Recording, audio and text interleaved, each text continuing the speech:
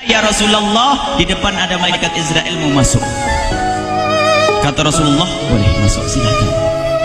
Kemudian malaikat Israel mengucapkan salam, dan setelah mengucapkan salam, malaikat Israel menawarkan, ya Rasulullah, aku disuruh oleh Allah untuk mencabut nyawamu atau membiarkan engkau. Dalam riwayat, aku disuruh oleh Allah untuk memberikan pilihan kepadamu, al-baqa' fid dunya, tetap di dunia, atau ar-rafiqal a'la, atau dengan Allah. Nabi Muhammad menjawab, ar-rafiqal a'la, dengan Allah. Kemudian setelah itu Nabi Muhammad berdoa agar umatnya selamat. Setelah ada jaminan umatnya selamat, malaikat Israel, sudahlah, cabut nyawaku kalau memang sudah waktuku.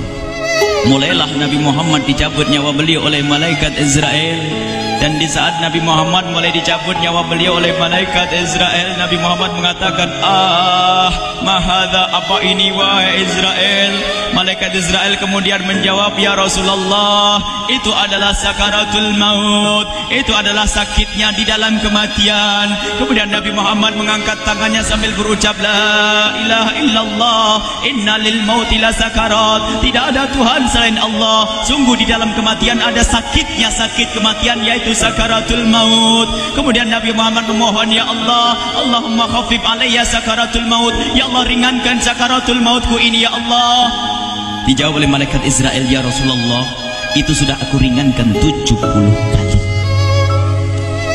Nabi Muhammad menoleh, apa malaikat Israel? Sudah kau ringankan 70 kali keringanan? Iya ya Rasulullah, sungguh aku tidak pernah mencabut seorang hamba lebih lembut dari cara mencabut nyawamu. Ini sudah aku ringankan 70 kali. Setelah itu justru Nabi Muhammad menangis, Israel, 70 kali rasanya masih sakit. Iya ya Rasulullah, memang itu sakaratul maut. Lalu bagaimana engkau mencabut umatku, wahai Israel? Allah, yang diingat siapa? Umat. Kalau engkau mencabutku dengan ringan seperti ini masih sakit, bagaimana engkau mencabut umatku, ya Israel? Dijawab oleh malaikat Israel, umatmu manusia biasa, ya aku cabut. Ya Rasulullah, begitu saja. Ya sudah, begitu habis. Nabi Muhammad menangis. Tiba-tiba Nabi Muhammad mengangkat tangan dan memohon kepada Allah, Allah, Allah, inna lil mauti la syakarat, la ilaha illallah, inna lil mauti la sakarat, sungguh di dalam kematian ada sakaratul maut.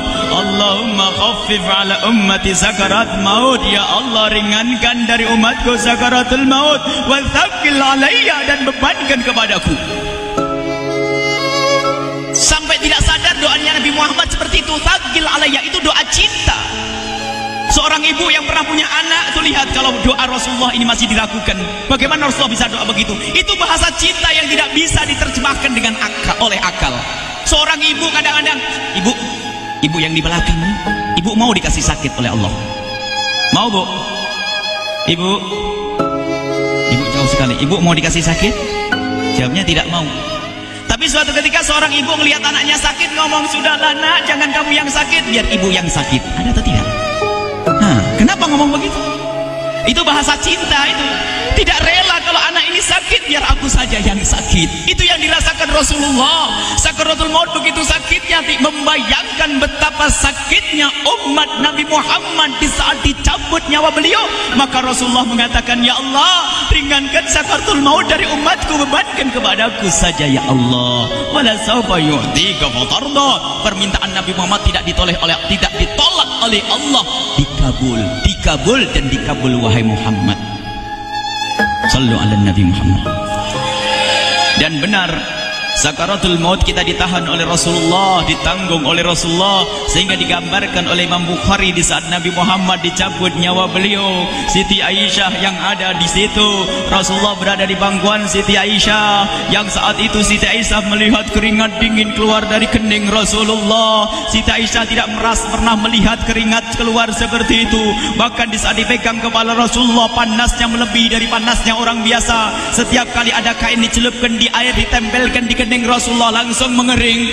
Saat itu Nabi Muhammad mengucapkan kalimat la ilaha illallah innal lil mauti la sakarat. Kemudian Nabi Muhammad berpesan dengan banyak pesan, dan di antara pesan Rasulullah adalah akri minni ala ummati salam, akri minni salam ala ummati wa ala man ittaba'ani wa ala man tabi'ani min ila yaumil qiyamati. Aku titip salam kepada umatku dan orang yang mengikutiku sampai hari kiamat. Sadari salam Rasulullah.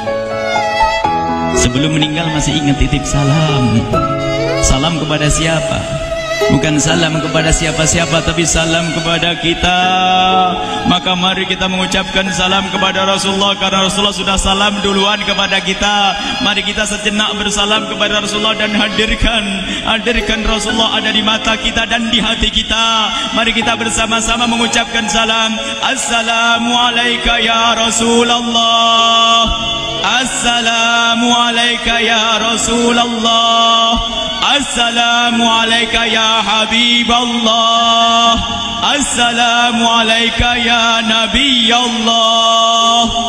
Rasulullah mengucapkan salam untuk kita. Dan di saat itu Rasulullah keringat dingin keluar, maka oleh Siti Aisyah diusap.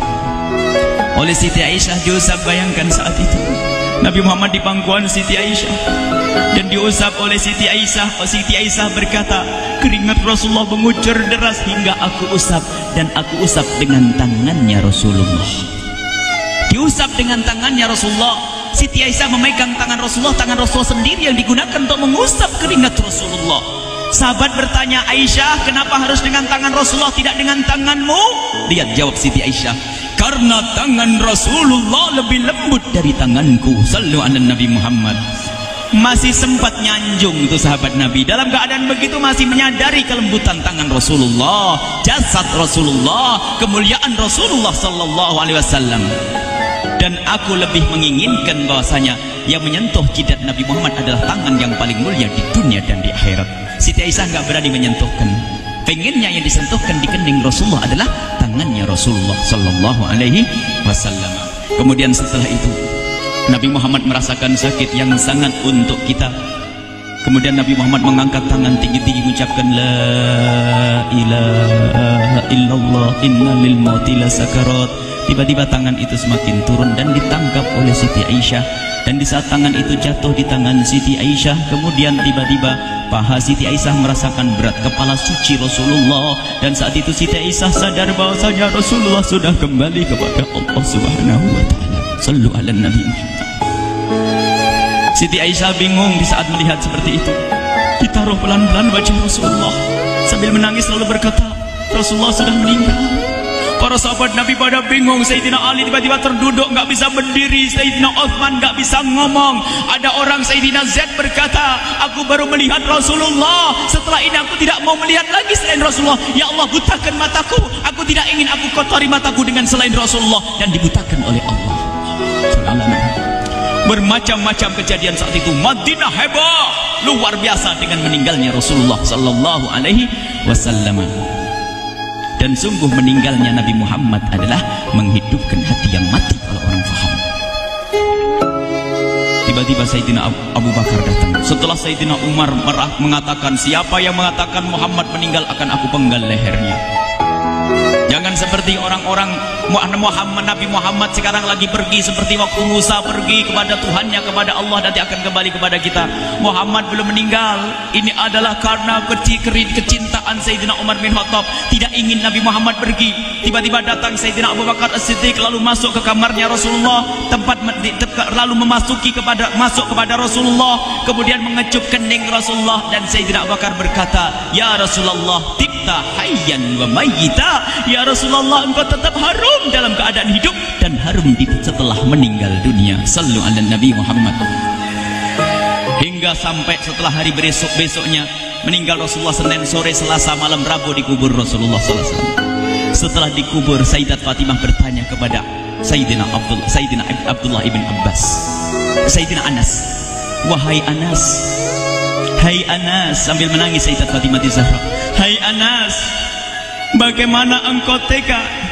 Atabat anfusukum antahtu ra'sa Rasulillah. Apakah engkau rela menaburkan debu di atas kepala Rasulullah? Sayyidina Anas menangis kaget, ya saya, wahai binta Rasulullah, kalau kami tidak dilupakan oleh Allah, niscaya tidak ada yang bisa mengubur Rasulullah. Jadi saat itu dilupakan oleh Allah, sehingga mereka tidak menyadari melakukan itu semua. Kalau mereka sadar, tidak akan bisa mengubur Rasulullah sallallahu alaihi wasallam. Ini yang diungkapkan oleh Sayyidina Anas, kalau seandainya kami tidak dilupakan oleh Allah, niscaya kami tidak akan mampu mengubur Rasulullah sallallahu alaihi wasallam. Kami yang hadir di sini, ya Allah, ingin senantiasa hadir di hati kami kekasih-Mu Nabi Muhammad. Maka kami mohon, ya Allah, jadikan kekasih-Mu Nabi Muhammad yang akan, ya Allah, yang akan mendampingi kami kelak saat Kau cabut nyawa kami, seperti yang Kau wahyukan kepada kekasih-Mu Nabi Muhammad. Wa abshiru bil jannati, semua hamba yang beriman akan menyaksikan surga, ya, di saat dicabut nyawa mereka. Dan surga, di tempat surga itu yang paling mulia adalah Nabi Muhammad. Maka kami mohon, ya Allah, saat Kau cabut nyawa kami, ya Allah, hadirkan Nabi Muhammad di hati kami, ya Allah. Dan kami mohon, ya Allah, saat di alam barzah nanti, ya Allah, saat yang sangat mengerikan itu, ya Allah, kami mohon hadirkan kekasih-Mu Nabi Muhammad, sehingga kami tidak takut dan gentar lagi dengan malaikat mungkar nakir. Dan ya Allah, kami mohon di saat di padang mahsyar nanti, ya Allah, hadirkan kekasih-Mu Nabi Muhammad. Jadikanlah kekasih-Mu Nabi Muhammad yang akan menemani kami dan akan membonceng kami, membawa kami ke telaga Kausar. Lalu kami diberi air minum dari air telaga Kausar hingga kami tidak akan haus selama-lamanya. Ya Allah, jadikan kekasih-Mu Nabi Muhammad yang akan menemani kami di saat kami menyeberang Siratal Mustaqim hingga kami tidak akan terjerumus ke neraka Jahanam. Dan jadikan kekasih-Mu Nabi Muhammad yang akan kami saksikan setiap saat di surga-Mu, ya Allah. Ya Allah, jadikan kekasih-Mu Nabi Muhammad yang senantiasa, ya Allah, kami lihat kelak di surga. Dan jadikan ucapan kami di akhir hayat kami kelak adalah, ya Allah, adalah kalimat agung dan mulia, La ilaha illallah Muhammadur Rasulullah. La ilaha illallah Muhammadur Rasulullah. La